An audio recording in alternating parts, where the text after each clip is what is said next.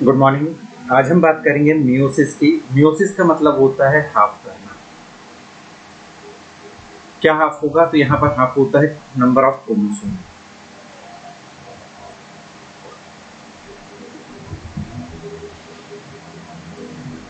इसे हिंदी में बोलते हैं अर्धसूत्री विभाजन।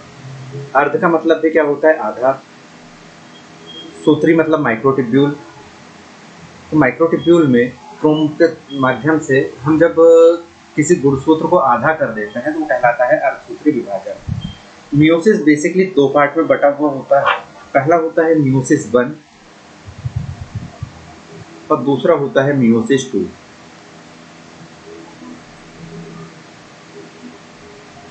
मियोसिस 1 और सेकंड होता है मियोसिस 2। और मियोसिस में किसी भी सेल का डिवीजन दो बार होता है। दो बार होने के कारण जब एक सेल यहाँ से अपनी साइकिल स्टार्ट करता है तो यहाँ से होते हुए वो जब यहाँ आता है तो वो 4 सेल में कन्वर्ट हो जाता है।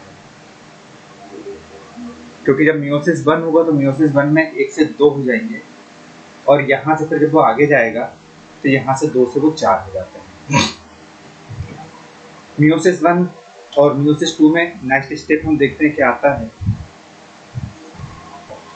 अब मियोसिस 1 के अंदर क्या क्या चीजें आती है पहले हम वो देखते हैं। मियोसिस 1 जो चीजें माइटोसिस में आई थी, जो स्टेप हमने माइटोसिस में फॉलो किया था, वही सारी की सारी चीजें हमें मियोसिस में भी दिखेगी। बस यहाँ पर अब नाम में थोड़ा सा फर्क हो जाएगा। माइटोसिस में सबसे पहले क्या आया था? पी से प्रोफेज, तो वहां पर आया था प्रोफेज। अब मियोसिस 1 है तो हम इसको बोलेंगे प्रोफेज 1। सेकंड नंबर पर आया था क्या? मेटाफेज। अब यहाँ पर आ जाएगा मेटाफेज 1। जैसे मियोसिस फर्स्ट आया तो आपको सारी चीजों में इनके जितने भी डिविजन्स होंगे एमफेज के, उन सारे के सारों में आपको 1 जोड़ देना है। तीसरे नंबर पर आता है एनाफेज। एनाफेज 1। फोर्थ आता है टीलोफेज, तो यहाँ पर आ जाएगा टीलोफेज 1। अब यदि हम इसी की जगह पर बात करते हैं मियोसिस 2 की, मियोसिस 2 हम यहाँ पर बना लेते हैं। मियोसिस 2 तो इसका नाम क्या हो जाएगा? प्रोफेज 2, मेटाफेज 2, एनाफेज 2 और टीलोफेज 2। ये सारे के सारे हमें यहाँ पर सेकंड में देखने को मिल जाएंगे। यदि हम सिर्फ माइटोसिस की बात करते तो प्रोफेज, मेटाफेज, एनाफेज, टीलोफेज, ये सारी चीजें आती हैं। अब इसमें जो सबसे बड़ा होता है मियोसिस 1 में, वो होता है प्रोफेज। प्रोफेज 1। अब प्रोफेज 1 की बात करेंगे तो प्रोफेज 1 में कुछ स्टेप्स होती है जिसके बाद ये कंप्लीट होता है। हम यहाँ पर देखते हैं प्रोफेज 1।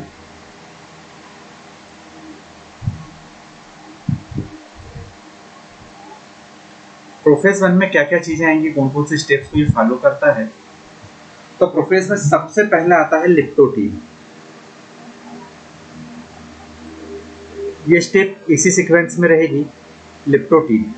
लिप्टोटीन को हम एक और चीज बोलते हैं अर्ली प्रोफेज।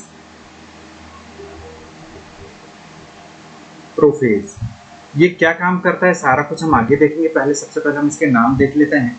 लिप्टोटीन। लिप्टोटीन के बाद सेकंड नंबर पर आता है जाइगोटीन। जैसे जाइगोटीन कंप्लीट होता है तो इसके बाद आता है पैकेटीन। फोर्थ नंबर पर आता है डिप्लोटीन।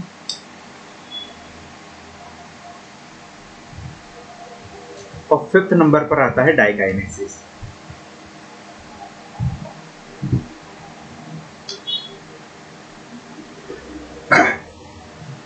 हम अभी देख रहे हैं क्या? मियोसिस 1।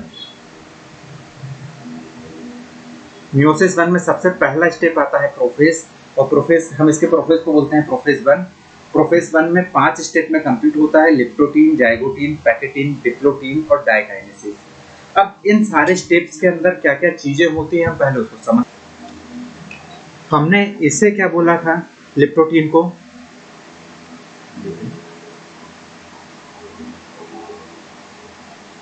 लिप्टोटीन का हमने एक नाम और दिए थे, वो नाम था प्रोफेज 1 या अर्ली प्रोफेज। अर्ली प्रोफेज इसमें 3 चीजें हमने देखे थे। क्या क्या देखा था? सी, डी और एस। सी से दो चीजें थी, पहला क्या था, क्रोमेटिन कंडेंस्ड हो रहे थे,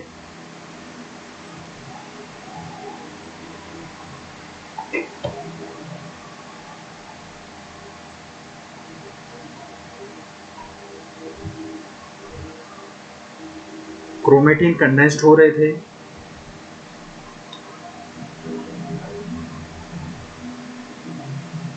सेकंड देखा था हमने सेंट्रियोल का मूवमेंट,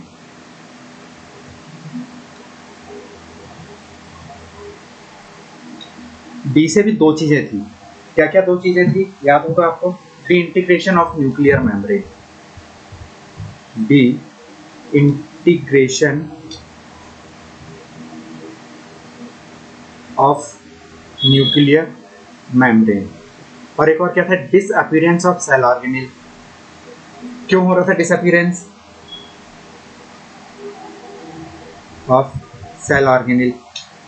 डिसअपीयरेंस इसलिए हो रहा था क्योंकि यहाँ पर बहुत सारे प्रोटीन्स का फॉर्मेशन हो रहा था और उन प्रोटीन के फॉर्मेशन के कारण यहाँ पर विस्कोसिटी बढ़ गई थी, गाढ़ापन बढ़ गया था, और गाढ़ापन बढ़ जाने के कारण यहाँ पर डिसअपीयरेंस हो गया था, जितने सेल ऑर्गेनेल थे वो दिखाई नहीं दे रहे थे।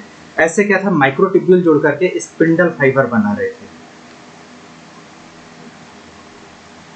Spindle fibre formation.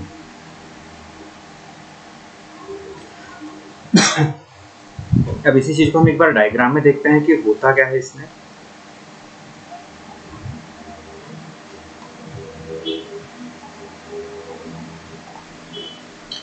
ये हमारा पूरा सेल है,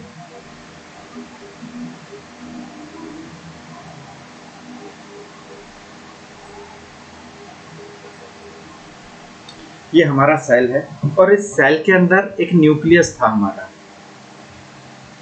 ये हमारा न्यूक्लियस आ गया,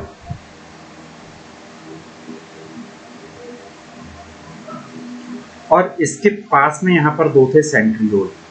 तो सी से क्या था, ये सेंट्रियोल मूव कर रहे थे, कहाँ पर मूव कर रहे थे, तो एक सेंट्रियोल यहाँ पर आएगा, एक सेंट्रियोल मेटाफेज आते आते यहाँ तक आ जाता है। इसके बाद इसके अंदर कुछ क्रोमेटिन थे, ये क्रोमेटिन कंडेंस्ड होने लगे थे। तो ये कंडेंस किस तरीके से होंगे, तो ये कंडेंसेशन इसका स्टार्ट हो गया था, ठीक है। यहाँ पर ये अर्ली प्रोफेज है, अर्ली प्रोफेज में क्या होता है, इनका कंडेंसेशन स्टार्ट हो जाता है। इसके अलावा यहाँ पर जो न्यूक्लियर मेम्ब्रेन थी, ये न्यूक्लियर मेम्ब्रेन ऐसे कुछ जगह से टूटने लगी थी,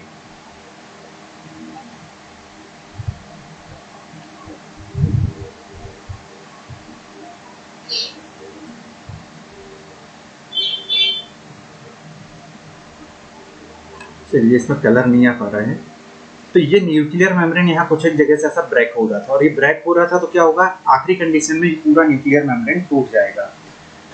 क्या बोले थे हमने इसको, D integration of nuclear membrane. Disappearance क्यों हो गया था, डिसअपीयरेंस होने के पीछे कारण था क्योंकि यहाँ पर बहुत सारे सेल प्रोटीन फॉर्मेशन हो रहे थे, प्रोटीन फॉर्मेशन के कारण विस्कोसिटी बढ़ गया था।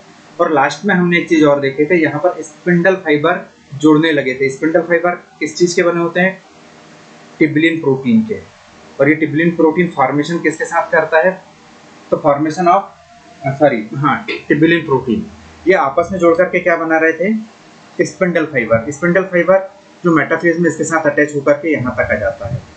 तो इस पूरी प्रोसेस को, ये जितना भी हमने काम किया था, ये कहलाता है लिप्टोटीन। लिप्टोटीन, इसके लिए एक पॉइंट और आता है,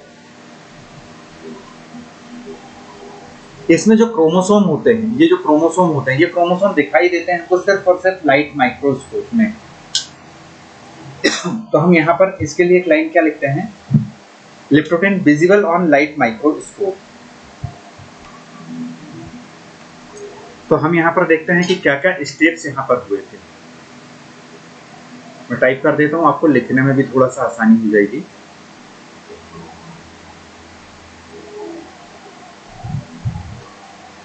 सबसे पहले क्या देखे हमने, मियोसिस देखे,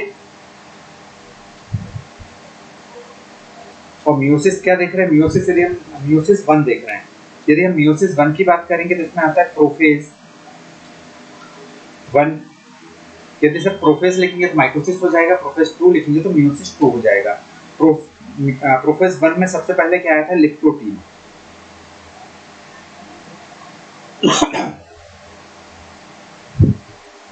लिप्टोटीन लिप्टोप्रीन के कुछ पॉइंट्स हम पहले यहाँ देख लेते हैं। सबसे पहला क्या था, ये कब विजिबल होगा, विजिबल ऑन लाइट माइक्रोस्कोप।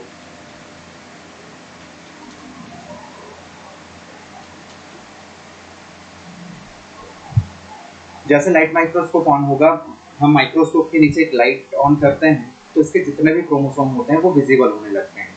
दूसरा क्या था, क्रोमेटिन कंडेंस्ड हुआ था। क्रोमेटिन कंडेंस्ड, और कंडेंस होकर के क्या बनाया था इसमें, क्रोमेटिन ने कंडेंस होकर के बनाया था क्रोमोसोम। थर्ड नंबर पर क्या था, क्रोमेटिन कंडेंसेशन हो गया, सेंट्रियोल का मूवमेंट स्टार्ट हो गया था यहाँ पर।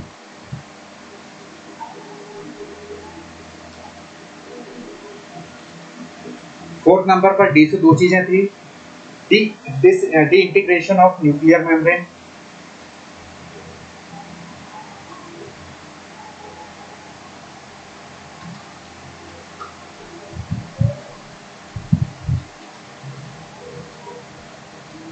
न्यूक्लियर मेम्ब्रेन यहाँ पर टूटने लगी थी। और क्यों टूट रही थी, सबसे पहले क्या टूटेगा, सबसे पहले इसमें टूटता है फाइबर लैमेला। डी से एक और कुछ था, क्या था, डिसअपीयरेंस ऑफ सेल ऑर्गेनेल,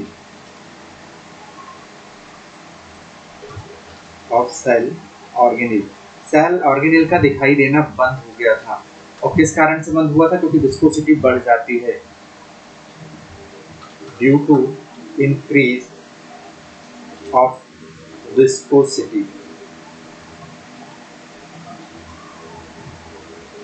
गाढ़ापन बढ़ जाने के कारण हमें सेल ऑर्गेनेल दिखाई देना बंद हो गए थे। और लास्ट था स्पिंडल फाइबर का बन जाना, माइक्रोट्यूब्यूल के जुड़ जाने से स्पिंडल फाइबर बन जाता है। Spindle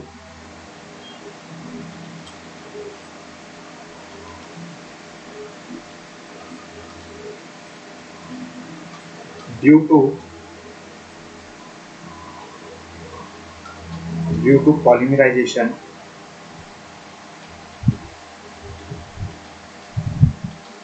of microtubule.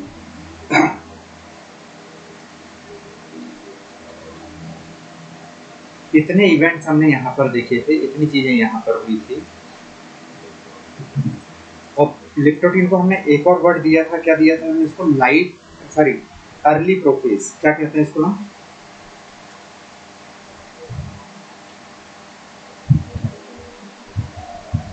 दोस्तों इतनी चीजें आपको समझ में आ रही होगी। यहाँ पर हमने प्रोफेज 1 का पहला इवेंट देखे, पहले इवेंट का नाम था लिप्टोप्रीन। अब हम बात करते हैं नेक्स्ट इवेंट की। नेक्स्ट इवेंट में आता है जाइगोटीन। प्रोफेज 1 का सेकंड इवेंट क्या होता है, जाइगोटीन।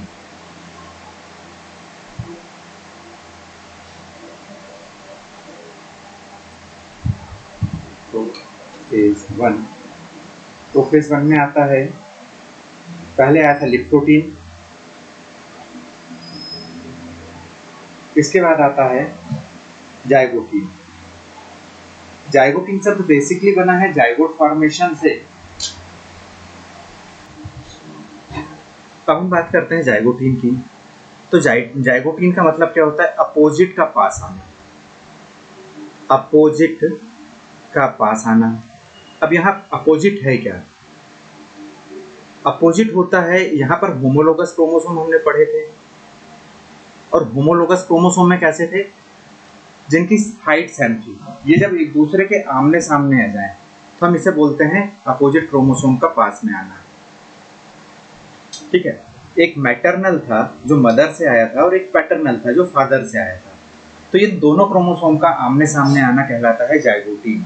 अब जाइगोटीन में क्या होगा, तो जो होमोलोगस क्रोमोसोम है जिनकी हाइट इक्वल है वही आमने सामने आएंगे। तो जिनकी हाइट सबसे ज्यादा होती है वो सबसे पहले आकर खड़े हो गए।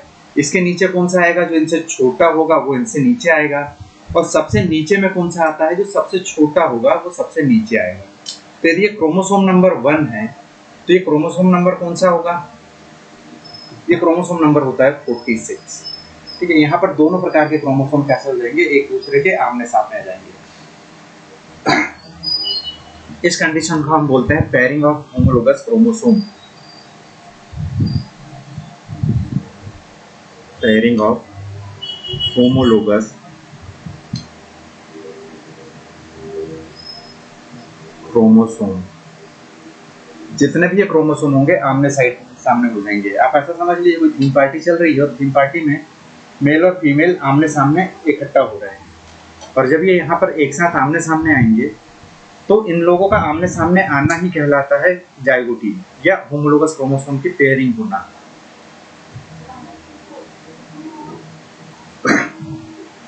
अब इसमें जाइगोटीन में क्या हो रहा है? पहली चीज, दो होमोलोगस क्रोमोसोम थे, पहला होमोलोगस क्रोमोसोम ये हो गया, दूसरा होमोलोगस क्रोमोसोम ये हो गया। अब जब ये दोनों आमने सामने आ गए तो इनके बीच में क्या क्या चीजें होंगी, कौन कौन से इवेंट्स हमको देखने को मिलेंगे? तो सबसे पहली चीज हो गई होमोलोगस क्रोमोसोम का आमने सामने आना, इसे बोलते हैं साइनेप्सिस। अब देखिए ये आमने सामने आए हैं, एक दूसरे के पास नहीं पहुंचे, अब इनको एक दूसरे के पास जाना है, तो यहाँ पर प्रोटीन का एक ब्रिज बनता है, ये एक ब्रिज बन गया। इस ब्रिज को बोलते हैं साइनेप्टोनीमल कॉम्प्लेक्स, साइनेप्टोनीमल कॉम्प्लेक्स। और तीसरा इवेंट जो हमको देखने को मिलता है बाइवैलेंट और टेट्रेट,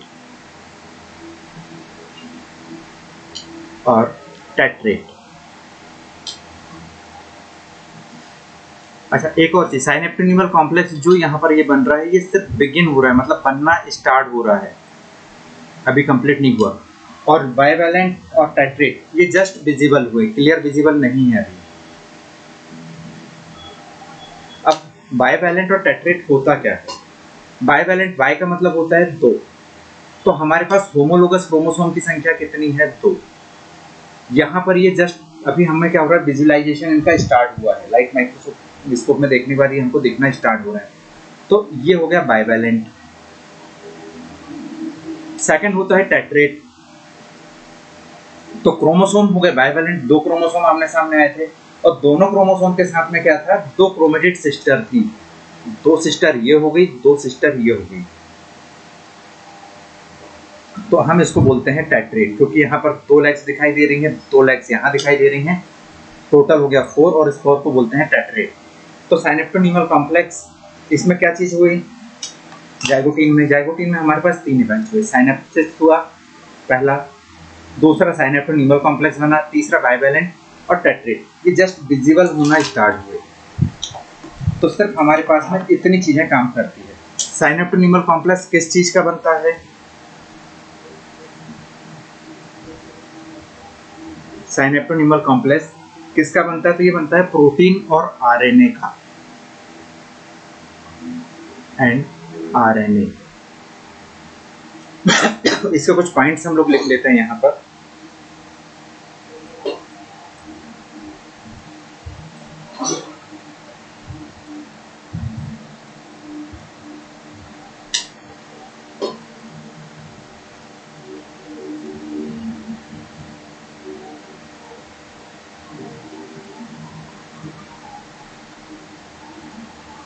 किसके बारे में लिख रहे हैं हम? जाइगोटीन के बारे में। जाइगोटीन कहाँ पर मिलता है? प्रोफेज 1 में मिलता है।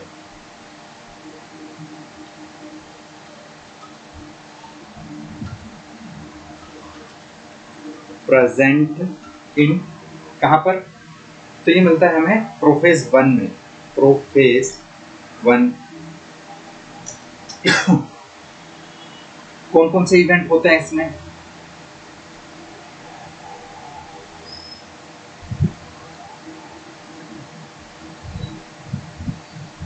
तो सबसे पहला इवेंट होता है इसमें साइनेप्सिस। साइनेप्सिस का मतलब क्या होगा? Pairing of homologous chromosome, pairing of homologous chromosome. Second event क्या आएगा इसमें? तो सेकंड नंबर पर आता है इसमें साइनेप्टोनीमल कॉम्प्लेक्स।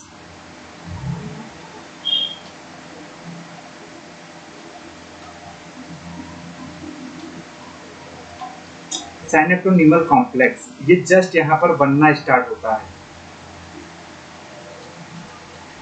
तो हम इसको क्या बोलते हैं, बिगिन। कंपोज्ड ऑफ किसका बना होता है, दो चीजों से मिलकर के बना होता है, एक होता है प्रोटीन का और दूसरा होता है आरएनए का। आरएनए। तीसरा इवेंट इसमें होता है बाइवेलेंट और टेट्रेट।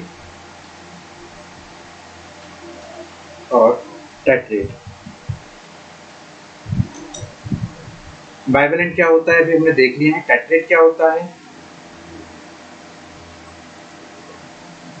टेट्रेट यदि दो होमोलोगस क्रोमोसोम दिखाई दे रहे हैं तो बाइवेलेंट, दोनों होमोलोगस क्रोमोसोम के साथ में 4 क्रोमेटिड सिस्टर हमको दिखाई दे रही थी, उसे कहते हैं टेट्रेट।